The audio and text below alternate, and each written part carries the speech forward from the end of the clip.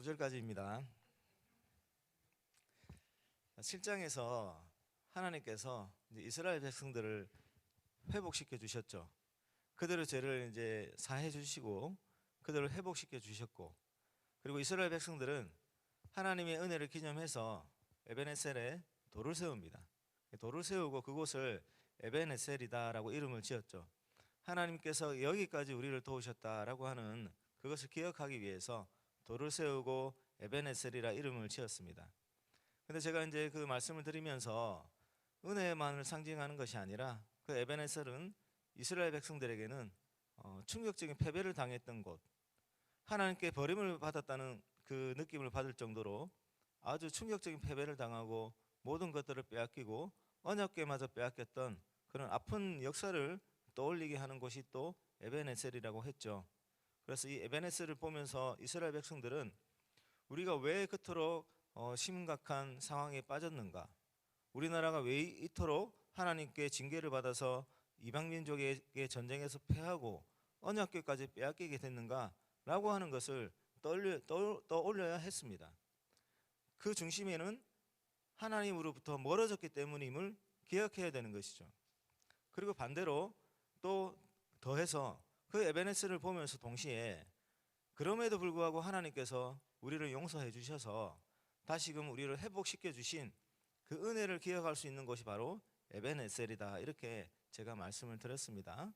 그리고 우리에게는 그것을 동시에 기억할 수 있는 것이 십자가다, 그렇게 말씀을 드렸었죠. 자, 이 은혜를 이제 하나님의 백성들이 영원토록 간직하고 살아가야 되는데, 또 시간이 흐르고 나서 한 시간이 20년, 30년 정도는 지난 것 같아요. 오늘 어떤 이야기가 나오냐면 이제 사무엘이 늙었습니다. 사무엘이 늙었다는 것은 사무엘을 대신해서 이스라엘 백성을 지도할 다른 사람들이 필요하다라고 하는 그런 상황이 왔다는 건데, 사무엘이 늙자 이 사무엘이 자기의 두 아들을 이스라엘의 사사로 세웁니다. 사무엘도 나이가 들고 하니 좀 판단력이 많이 부족해졌던 것 같습니다. 사무엘은 그의 백성들을 다스리는 데 있어서 조금의 뇌물도 취하지 않았습니다. 그리고 정직하게 통치했고, 그리고 그 백성들을 위해서 하나님께 기도하는데 쉬지 않고 기도했던 그런 사람이었죠. 그런데 그의 두 아들은 달랐습니다. 두 아들은 그 재물을 탐했던 사람들이죠. 사사로 세워놓고 보니 재물을 받고 판결을 굳게 하는 행위를 빈번하게 했던 그런 사람들이었어요. 사무엘이 그 두 아들의 그런 삶의 모습들을 몰랐겠습니까? 잘 알았겠죠.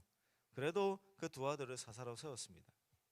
자, 그러자 두 아들이 사무엘과는 다르게 그 나라를 다스리니 이제 이스라엘의 장로들이 사무엘을 찾아가서 사무엘에게 왕을 세워달라고 요구를 합니다. 우리도 다른 나라처럼, 다른 모든 나라처럼 그렇게 왕을 세워서 그 왕이 우리를 다스릴 수 있도록 하게 해달라, 그런 요청을 하는 것이죠. 표면적인 이유는 당신의 아들이, 즉 사무엘을 향해서 당신의 두 아들이 당신과 같지 않습니다라는 거예요. 그게 이유인데 사실은 더 중요한 이유가 있었습니다. 본질적인 이유가 있었는데 하나님께서 그것을 간파하시고 바로 이제 사무엘에게 알려주시는 것이죠. 이스라엘 백성들이 지금 왕을 세워달라고 하는 것은 사무엘 너를 거부하는 것이 아니라 나를 거부하는 것이다.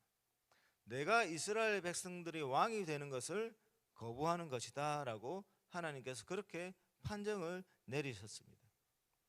이것이 무엇을 뜻하냐면 시간이 지나고 지나서 이제 하나님의 징계와 하나님의 은혜를 동시에 경험했던 그 세대는 이제 이 땅을 떠나고 그 자녀 세대들이 이제 성장해서 그 사회의 주류를 이뤘을 텐데, 그들은 또다시 그 조상이라고 해야 되나요? 그 아버지 세대, 할아버지 세대가 지었던 그 잘못을 똑같이 범하고 있는 겁니다.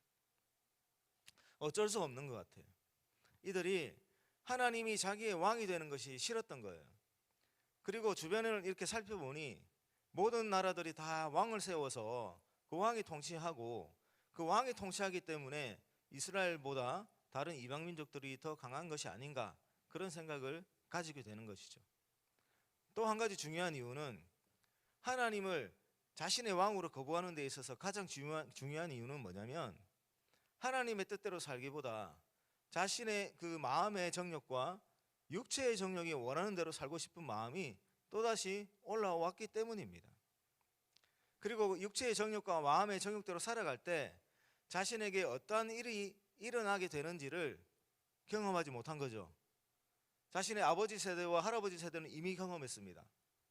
블레셋과의 전투에서 처절하게 패배하고 블레셋의 지배를 받고 언약궤를 빼앗기고 하나님께 버림을 받은 것과 같은 삶을 살은 그 징계를 받은 경험이 있는데 이제 이 자녀 세대들은 그러한 것을 실제로 경험해 보지는 못한 것이죠.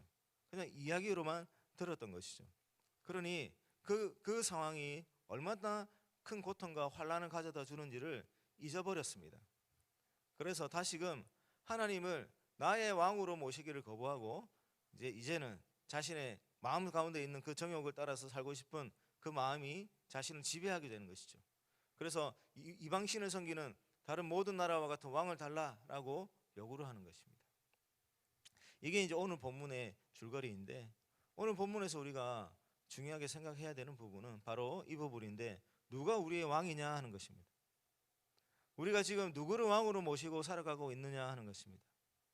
우리가 하나님 아버지를 우리의 왕으로 섬기고 있는가, 아니면 내가 나의 왕이 되고 싶어서 우상을 섬기고 살아가는가 하는 것이죠.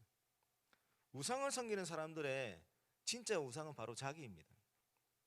자기 자신이 자기 인생의 주인이 되어서 자기의 뜻대로 살아가고 싶은 것이죠. 자기의 이름을 높이면서 살아가고 싶은 것이고, 자기 마음이 원하는 대로 살아가고 싶은 것이고, 육체의 정욕이 원하는 대로 살아가고 싶은 것, 그것을 위해서 자기가 원하는 모습의 신을 만들어 놓고 그 신을 섬기는 행위를 하면서 궁극적으로는 그 신이 자기 인생을 자기가 원하는 대로 만들어 주기를 갈망하는 것이죠. 그게 바로 우상숭배이고, 우상숭배는 곧 자기가 자기 인생의 주인이 되는 것입니다. 여러분, 신약성경 에베소서 2장 1절에서 3절을 보시면 사도 바울이 이렇게 이제 기록하고 있는데, 예수 그리스도를 믿기 전에 그 상태를 허물과 죄로 죽었던 자다라고 표현하고 있습니다. 허물과 죄로 죽었던 자는 세상의 그 풍조를 따라서 살아간다는 거예요. 세상 풍조를 따라서 공중권세 잡은 자를 따라서 살아간다는 거예요. 불순종의 아들들 가운데서 역사하는 그 영을 따라서 살아간다는 거예요. 이것을 더 쉽게 뭐라고 표현하냐면 마음의 정욕과 육체의 정욕이 원하는 대로 살아간다는 거예요. 그걸 더 구체적으로 표현한 구절이 있는데, 로마서 1장 28절을 보시면 그때 사람들이 경배의 대상이 하나님이잖아요. 하나님을 경배해야 되는데 경배의 대상을 바꿔서 썩어서 사라지는 것들을, 피조물을 경배의 대상 삼아서 살아갈 때에 하나님이 그 백성들의 인생을 바꾸시는 이야기가 나오는데, 사람들이 로마서 1장 28절에 보면 이런 내용입니다. 사람들이 마음에 하나님 두기를 싫어하매라고 표현이 있습니다. 그러니까 하나님께서 그 백성들을 더러운 마음에 그냥 내버려 두세요. 사람들이 마음에 하나님 두기를 싫어하니까 하나님께서 마음에 하나님 두기를 싫어하는 그 사람들의 마음을 더러운 채로 그대로 내버려 두시는 거예요. 그 상태에서 사람들이 어떻게 살아가냐면 모든 불의, 악독, 시기, 질투, 도둑질, 강도, 이런 범죄 행위를 계속해서 하면서 살아가게 된다는 그런 구절이 로마서 1장 28절부터 기록되어 있습니다. 여러분, 지금 이스라엘 백성들이 자신의 왕으로 하나님을 두기를 거부하고 모든 나라와 같은 왕을 세워달라고 하는 것은 결국에는 자기 마음의 정욕과 육체의 정욕대로 살아가고 싶은 이 마음에 지배되어서 하나님 두기를 거부하고 세상 풍조를 따라가고 싶다는 거예요. 이방 백성들이 살아가는 것이 지금 부러운 거예요.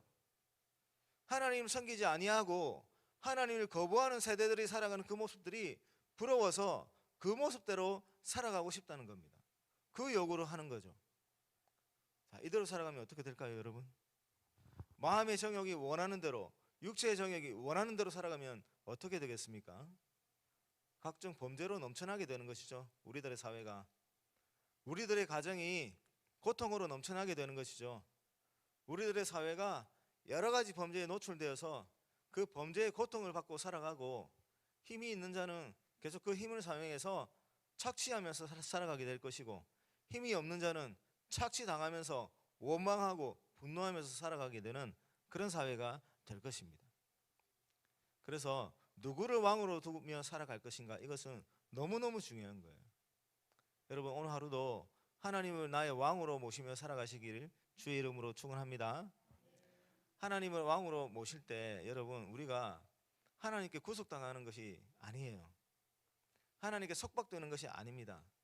여러분, 이 뒤에를 읽어보시면 아시겠지만, 이제 모든 나라 같은 왕을 둘 때 어떤 일이 일어나냐면, 왕으로부터 여러 가지 것들을 요구받아서 줘야 된다는 이야기가 나옵니다. 군인으로도 징집돼야 되고, 여러 가지 그 세금도 내야 되고, 또 아들 딸들이 그 왕을 위해서 여러 가지 일을 해야 되고, 그러니까 왕이 사실은 자기를 다스려주고 보호해주는 것이 아니라 왕에게 여러 가지 것들을 내주면서 살아야 된다는 그런 기록이 나와요. 근데 하나님께서는 그런 분이십니까? 하나님께서 우리에게 무엇을 달라고, 우리에게 무엇을 착취하는 그런 분이십니까? 하나님은 우리에게 모든 것들을 다 내어주시는 분이십니다. 여러분, 창세기에서 아담을 만드시면서 어떻게 하셨습니까? 모든 것들을 다 누릴 수 있게 해주셨습니다. 단 한 가지만 빼고.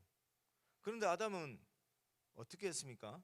모든 것을 누릴 수 있음에도 불구하고 하나님과 같이 될 수 있다는 그 말 한마디에 아담과 하와가 선악을 알게 하는 나무 열매를 먹고 어떻게 되었습니까?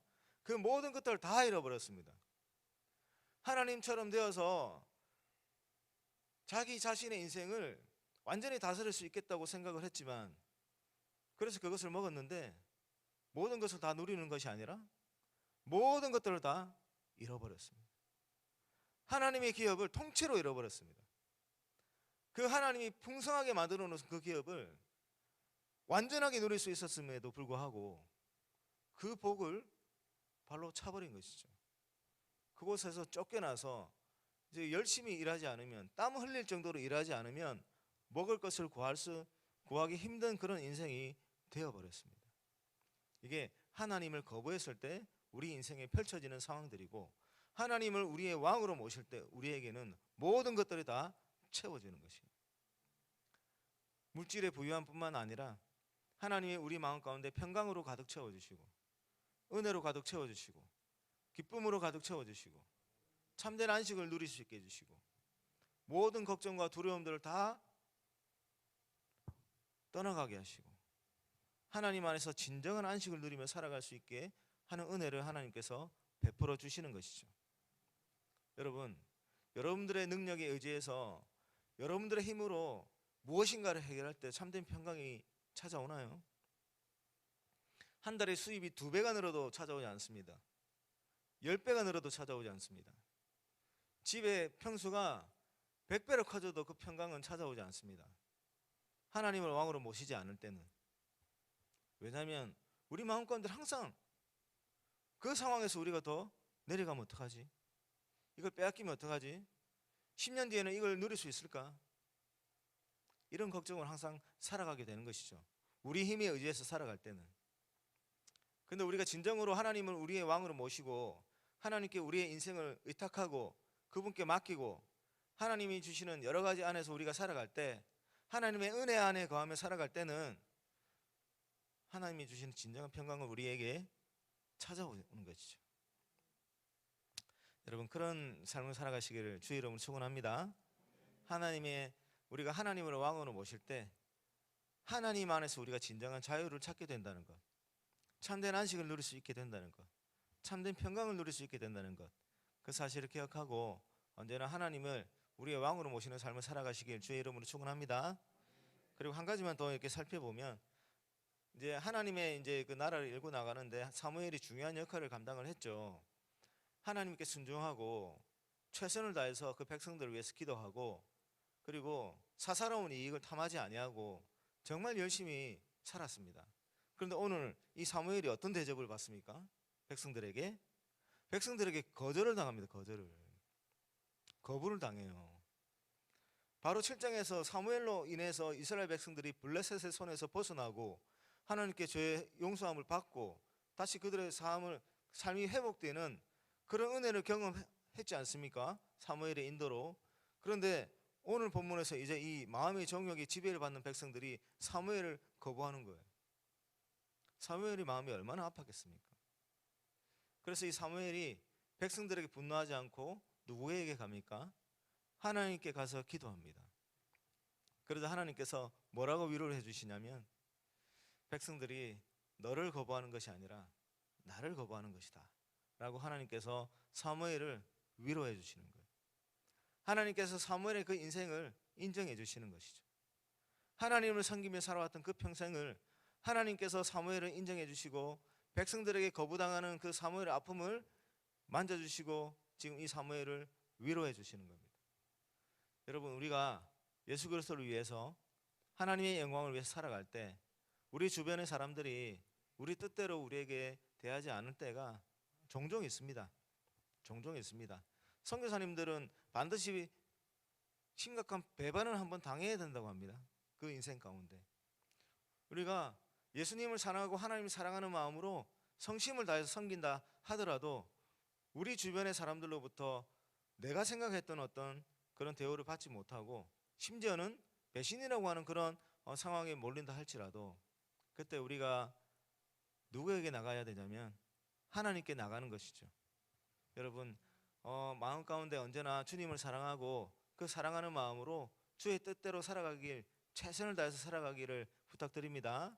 주변의 사람들의 반응에 따라서 휘둘리지 마시고, 주변 사람들이 나를 냉대하더라도, 주변 사람들이 나를 대접하지 못한다 하더라도 하나님께서 우리를 위로해 주신다는 사실을 믿고 그 하나님의 위로를 힘을 삼아서 끝까지 예수님답게, 하나님의 백성답게 그렇게 살아가시는 은혜가 있기를 주의 이름으로 축원합니다.